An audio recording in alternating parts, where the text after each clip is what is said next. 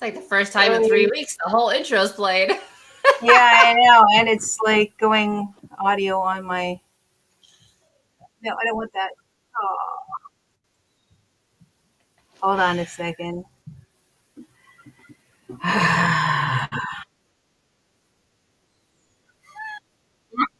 There we go. That's fixed. All right. As Instagram doing its playback, and I'm like, where is the mute button? Because usually I have it muted, but for whatever reason it was not. So good Nice. morning. Good morning. So good morning, everyone, and welcome to the Dark Roast. I'm Donna Stroll, and I'm here with the beautiful and talented Rose Short. What And up? today we are going to be talking about basically replicating what works in your affiliate marketing or your online marketing. And really, it works for any kind of business that you've got, and how to model that success without basically ripping it off. Yes. Right? That's the main Super goal. important. No more copy and paste marketers. Be yourselves. Yeah. And I mean, I know we're taught a lot of times in the marketing is to, you know, emulate what works. But a lot of people hear that and think I'm going to do exactly what they're doing. Or worse yet, literally take their copy and then just put like a splice a little something at the beginning or something like that. And it's like you can stitch it, but don't go crazy with that kind of stuff. But yeah, there's more, there's a lot more to it than just, oh, they did this, so I'll do that. For sure. So you want to start us off? Yes. So where do you start, right? Well, study the market leaders. You want to see what's working. And to do that, you look at the people that have like the big following, the lots of engagement that, maybe you're on their email list and their emails are look at their copy, look at what they're posting, all that kind of stuff within your niche. And then also look at like what's working in other niches as well, because sometimes they are overlapping. But sometimes what works in one niche doesn't work in another. So study a broad variety, but also like keep a keen eye on whoever's in the niche that you're trying to be in. And then understand their audiences, right? So we talk about this all the time. Know your customer, know your client, know who you're talking to. And it's the same with them. Like they really understand their audience. They know what their audience needs. And look through the comments and the engagement as well and see what their audience is saying. Because sometimes that'll be way more eye-opening than actually looking at what they're doing. Analyze. Yep. And that goes for everything. That's your, the content that they're creating and not just their social media content, right? Check and see if they've got blogs, sign up for their email newsletter if they've got one or whatever. Um, you know, go to their funnels and sign up for something just so that if you really like what they're doing, if their stuff has stopped your scroll, then go and take a look. Yes, you're going to get some more emails, but it's worth it for you to be able to analyze that and see what's working and what's not for you because you're their target, right? So, yep, exactly. And then, like we said, avoid direct copying, and you can copy some of the stuff, but if you're doing a word for word or an image for image replication, you're not really doing yourself any service because that's not you. That's not your brand. That's not who you are. So if you're not willing to put your own spin on it, make it more personal, yes, you can follow the outline, but make it more personal. And it's interesting because with ClickFunnels and Go High Level, you can copy funnels and you can, because so if it's a functional funnel, you can break it down and make it work. I think we may have lost Rose. But again, you're going to have to edit all that because you don't want to rip off somebody else's hard work. The whole point is to learn from it, not just rip it off. It's called plagiarism, even if you're online, right? So, and then lastly, you can leverage their tools and their tactics. So, if they're using certain tools that really work for them, then maybe that's something that you should be looking at. And a lot of times marketers will share the tools that they're using. partly because they might get a commission from it if you decide to pick it up, but also because a lot of marketers really do want to help other people, right? That's the whole reason that they're in it. They want to tell you about things that's really worked for them and share that information with you. So, Yeah, there's a number of tools I've gotten access to now that I wish someone had told me about when I first got started. maybe we'll have to do one on the tools and tech, the tools that we use and where to get them so that people can have that access. That's a good one. Yeah. Yeah, and because like there are some who obviously want to keep it secret, or they go like, "Well, I'm not gonna make money off this, so I'm not gonna tell people about this." But for the most part, you're right. Like most people do want to help, and especially if you're a solopreneur, a lot of the tools are designed to help you take back a lot of your time, right? So like, just ManyChat is one of them, right? Because you can automate like when someone comments whatever your keyword is, that you DM them, your link or your code or whatever it is that you're trying to do. And that just saves a whole lot of time of trying to make sure you're responding quickly on Instagram and all that kind of stuff. So Does ManyChat work for Facebook as well? I don't think so. I think it's only Instagram, but I'm not positive.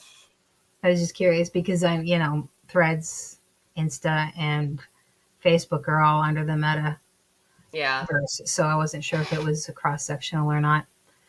All right, so those are the key thoughts. Next is the actionable steps, the things that you can do, like actual things you can do to do that. So go ahead.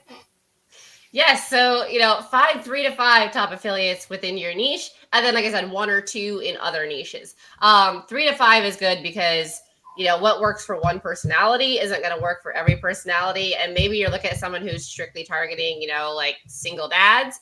If you're not a single dad, that's not going to work for you. So you can still see what's working for them, but also look at, the person targeting moms, stay-at-home moms, or, targeting the burnt out on 9 to 5ers. Like, make sure that you're looking at who you want to talk to as well. And I think it also helps to look at people who are high energy or maybe lower energy, because maybe you're not that high energy, hey guy. Maybe you're a little bit more chill about the way you do things. So it doesn't hurt to look at both of those and make sure that, because if you're only looking at the chill, maybe you're going to miss out on a few things that you need to integrate. So yeah. Yeah, for sure. And then dissect their funnels, right? Go to their links, look at what they're doing, look at how they're building them out. Because if you know what you're looking for, it's pretty easy to figure out what they're doing. If they're doing like a quick lead gen, right? Because sometimes you click on someone's scene, it's just like sign up, and that's all it is a form. And sometimes you click on it and you're like, Jesus, how much information is on this page? So, if they're using that and they're successful, it's probably because they found their audience wants that. So see, what are they doing? Are they doing info share? Are they doing testimonials? Like, what does that look like? And then follow through the opt-in and checkout. If you don't want to pay for anything, don't pay for anything, but at least opt in, because then you can see like what the next steps are in the funnel. If there's lots of steps, if they have the progress bar or not, if there's a countdown timer, and I really pay attention to how that's affecting, if you're signing up or not. Really analyze all those things. Yeah, and look at, if they do have a longer page, look at the information and how it's laid out. Where is it? Like, how often do they have a sign up or a click here to join kind of button? Is it just a couple of times, or is it just only at the end, or is it all throughout?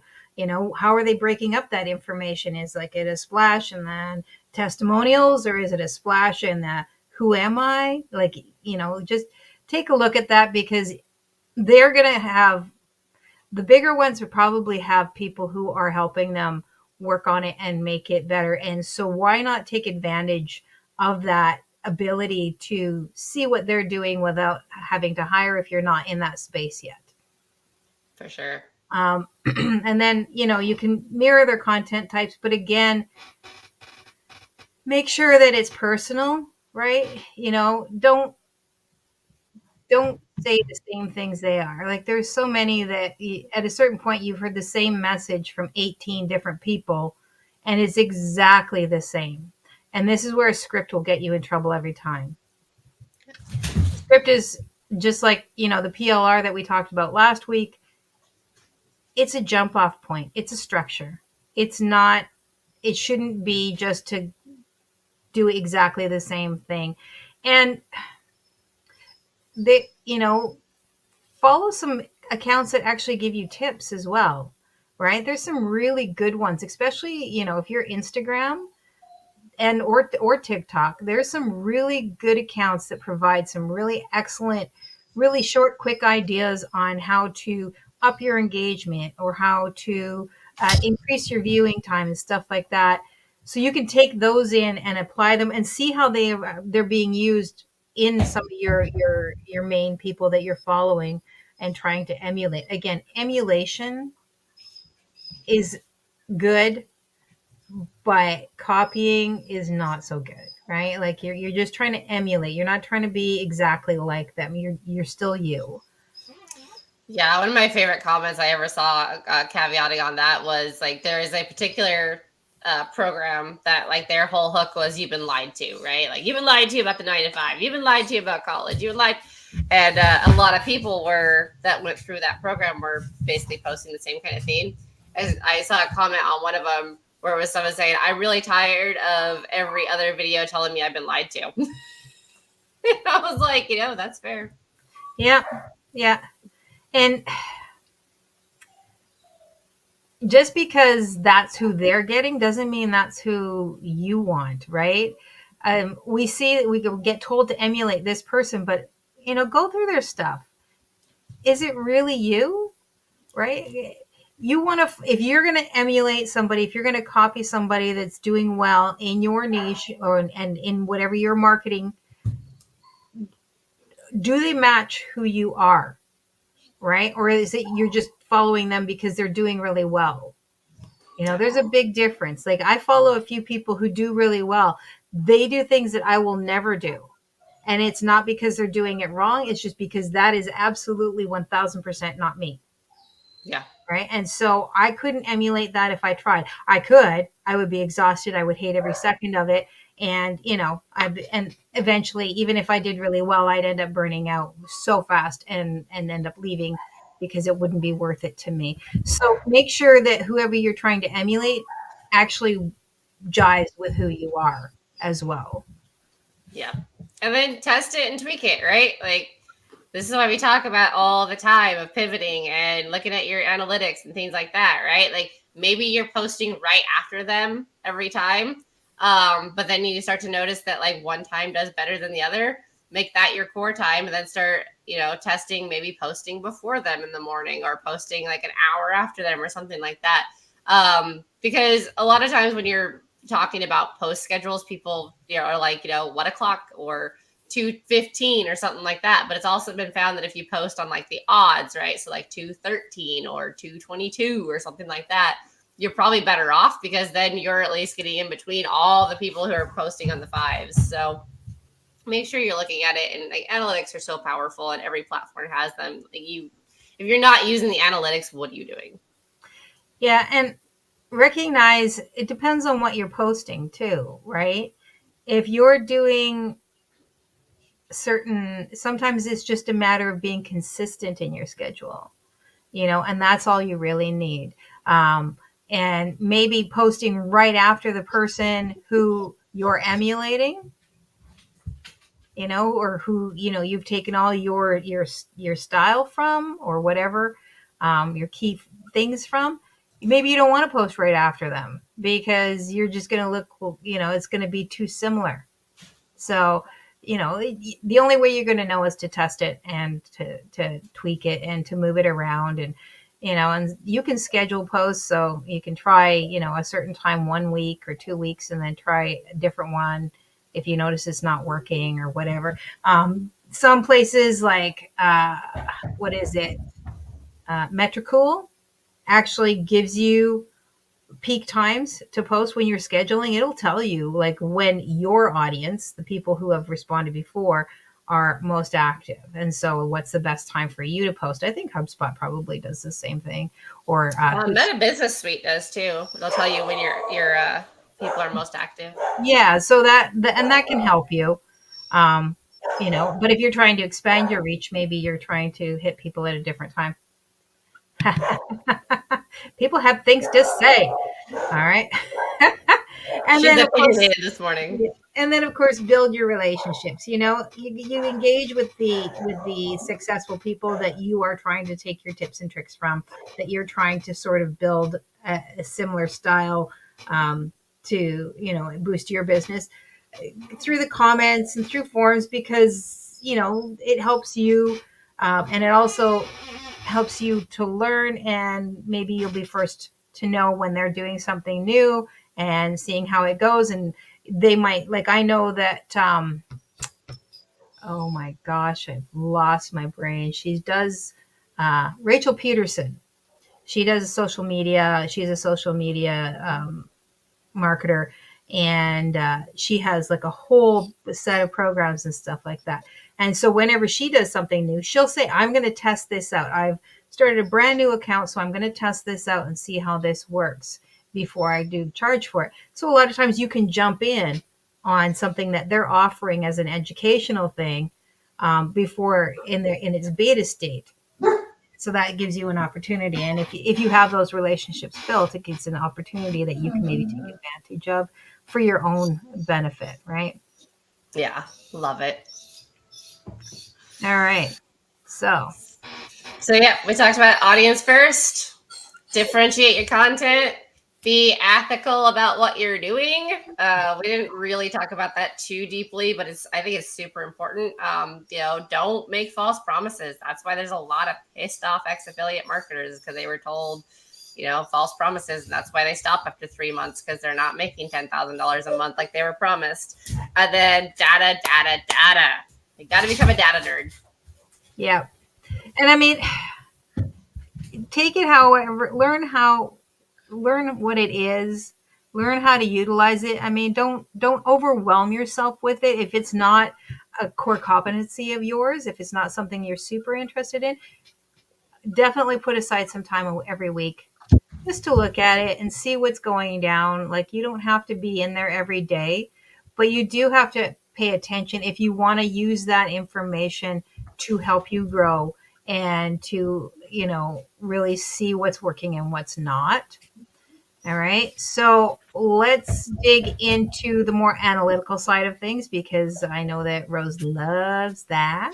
Thank you. And it's actually really important to see how all of this is going to work for you. So I'll let you start Yes. off with that. So, first thing when it comes to analytics, obviously, is you're posting, right? You're posting in your content calendar. Now, I personally utilize 3 different content calendars, because if I have something scheduled out in all of them, then at least I know I'm ahead. And some have themes that I like that the others don't. So, absolutely monitor those, make sure they're working. Especially if you're using something like repurpose, make sure that it's actually repurposing your content. It's not having issues, because they will disconnect from your social sites sometimes, or sometimes it just won't read correctly. So make sure that you are monitoring those, whether it be blogs, whether it be your YouTube, whether it be, normal social media channels that we think of like Facebook or Instagram. Make sure you're monitoring that those are actually doing what they're supposed to do. And then observe which ones are working the best, right? So then you know which one to kind of prioritize. So, like, for me, my bread and butter is Instagram. Like, that's the one that I'm really good on. So I repurpose my Instagram for my YouTube for my shorts. So for my long form, I still do it straight to YouTube. But if shorts are working really well on one and you like that editor, you can use that one as your core and then repurpose elsewhere. And then same thing, like best times to post, right? There's lots of calendars out there that'll tell you kind of the ideal time to post based on your keywords, based on your audience, based on a lot of different analytics. And make sure that, when you're looking into getting a scheduler, especially if you're going to pay for one, that it comes with those kind of themes. Because I've probably tested 10 to 15 schedulers, and a lot of them, it was like, the free one came with, you could do 20 a month, but it wouldn't give you keyword necessarily. Or like, you could do 10 a month, but it wouldn't tell you ideal time. So make sure you're paying attention to those kind of things.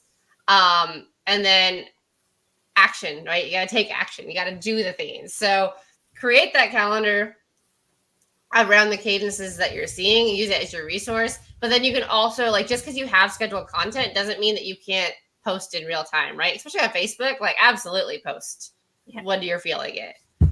Just try not to post too many back to back to back, because then it's obviously going to get lost. Yeah, and figure out what schedule works best for you, right? Always. Yeah. So, and then the next thing is your email campaign and the frequency. Now, a good way to do that, to check that out, is to sign up for your, the people that you're looking at and that are providing that sort of structure that you like, is to sign up for their email list. And that will show you a lot of things. It'll get a sense for how often they send their emails. What kind of emails do they send? Do they hit you every day, or do they do it once a week, or do they do it just sort of off the wall here and there? How do they format their emails? What kind of subject lines? Subject lines are a great thing to pay attention to, because yes, you're going to get all these emails. I get so many emails, and part of me is like, I just want to unsubscribe from all of these. But part of me goes, no, because I look at them and I go, okay, well, which one didn't I delete? Which one didn't I just immediately shunt off? Okay, why? And then that was, okay, so that's the subject lines. That allows me to look and see what's actually working, what's catching my attention, because the people you're trying to reach are people usually like you, right? And to some degree, they're going to be interested or caught by a lot of the similar things, right? And then track your sequences. How long is their onboarding experience? Like, how long is that? How frequently do they send promotional emails? Do they send it, do they send you like 4 regular emails with just information or story and then a promotional, or do they send a promotional every time? And you'll find out that most likely they don't send it every single time. They might have a link to their signature, like their signature program all the time, but it's not actually being sold. It's just there. And the reason for that is because people get burnt out pretty fast. And again, action, build a plan, build an email plan that mirrors the best practices of your top affiliates, of the people that you really look up to and who really are doing well in your chosen niche. So like 3 value emails, where you're providing actually something useful, and then a promotional email or something that's sending them somewhere else. Do you have emails that they do this, and then they send you to their YouTube channel to help build that out, or something like that? And then always, A/B test. You do your subject lines, A/B test them. Same email, different subject line. It's a good way to see what's working and what's not. So, they do the testing. You have to do the testing. Yep. And then keywords and SEO, we talk about all the time too. So like, identify the keywords. Really look for high volume, low competition keywords. Especially if you're trying to really make an impact and grow your channel or your social media quickly. Like, those keywords are going to be so beneficial. Not just hashtags. So like, hashtags are still beneficial, but they're not the be all end all they were. So keywords in your descriptions, this is where good copy in your descriptions comes in handy. Look for those and utilize them. Analyze the top ranking content. Like, maybe you had a video that got 10,000 views and you normally get 100 views. Look at it. Look at what time you posted. Look at what you put in the description. What topics drove this, right? Like, study the structure of it, and then see what the comments are as well. If people commented, see why they commented or what they commented on, so that you can kind of take that and repurpose it and really figure out what worked. And you can do that for their content as well, right? Like, yeah. you can go and see if their video blew up, do the same thing. Yeah, because you can search keywords within like the Instagram search, I think it is, and it'll bring up videos that have those keywords. So then you can see, like, where was the keyword? How was it, presented, to kind of get an idea of what to duplicate. Get a gap analysis, see where you're ranking versus, the top affiliation, and see why. And then, of course, action. So instead of creating your videos and then trying to stuff the keywords in, create a keyword strategy. So figure out what your keywords are, put those into your content buckets, and then make the content around the keyword. So often we see people who make like a reel that's really cute, and then you read the description and the keywords, and you're like, this has absolutely nothing to do with the video. And the problem with that is that will actually deter Instagram from showing you, because for so long they had people keyword stuffing. And now they've cracked down on it. And so now they analyze the video and like what's said in the video, whether it be verbally or with script. And if it doesn't match the keywords that you're putting in the description, they're not gonna boost, or they're not gonna go out of their way to put your content in front of people, because they know you're just clickbaiting essentially. So keywords with a strategy is so important than just the keywords. Yeah, yeah, absolutely. Um, we all get taught certain things that come and go so fast, right? Yeah. But your keywords, your SEO is always going to be important. So, and it's important whether you're just using shorts on, quick scrolling, quick feed type platforms, or you're blogging, or you're emailing, or you have a website. I mean, it always ends up. I mean, they short funnel or short platforms, they call it algorithm, right? But it's still SEO, so whatever. And then funnel analysis, right? So track their funnels, like we said earlier, sign up, pay attention to how it works, see what kind of offers they're giving, what kind of lead magnets they're using, that kind of thing. And like follow it the whole way, like even how they handle abandoned carts. Do they have a little pop-up? Do they send you a follow-up email saying, hey, I saw you didn't actually go through with it, is there a problem? Do they try to pull you in that way? Because the whole point is learning from them. So if you don't actually follow what they're doing, you won't. Examine their calls to action, right? Their CTAs.